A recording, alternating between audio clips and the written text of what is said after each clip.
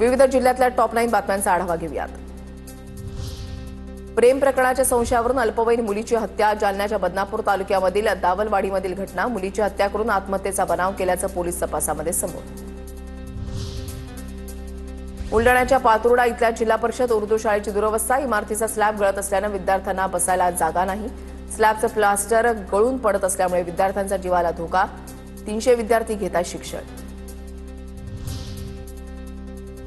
शनी शिंगणापूरमध्ये शनिदेवाचा अभिषेक करण्यासाठी मानधन तत्वावर 5 पुरोहितांची नेमणूक। भाविकांना देवस्थानकडे 100 रुपयांची अभिषेक पावती करून पुरोहितांकडून अभिषेक करता येणार। अभिषेकासाठी पुरोहितांना स्वतंत्र दक्षिणा देण्याची आता गरज नाही। परभणीमध्ये खरीप पिकांचं अतिवृष्टीमुळे नुकसान। आठवडा उलटला तरी शेतामध्ये पाणी असल्यानं खरीप पिकं उद्ध्वस्त। सोयाबीन आणि कापूस पिकांचं प्रचंड नुकसान। पिकं हातामधून गेल्यानं शेतकरी हवालदिल। मुक्ताईनगरच्या पुरडाड फाटा ते डोलारखेडा रस्त्याची दयनीय अवस्था। बांधकाम विभागाच्या अधिकाऱ्यांसह लोकप्रतिनिधींचे सर्रास दुर्लक्ष। वाहनधारकांचे खड्डे चुकवताना मोठी कसरत।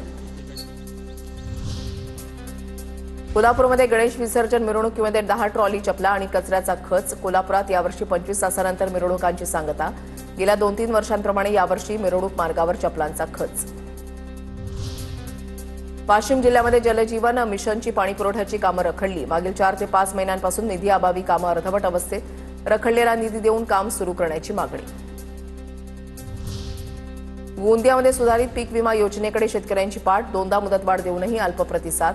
गेल्या वर्षीच्या तुलनेमध्ये नोंदणीमध्ये घट। जिल्ह्यातील केवळ 28,860 शेतकऱ्यांनीच काढला पीक विमा। वाशिमच्या मानोरा तालुक्यामधल्या सेवादास नगर इथे गणेश विसर्जनाच्या दरम्यान तरुण नदीमध्ये वाहून गेल्याची घटना। मृत्युंजय राजू राठोड हा युवक अरुणावती नदीकाठी गेला असताना पाय घसरून नदीमध्ये पडला। शोध मोहीम सुरू।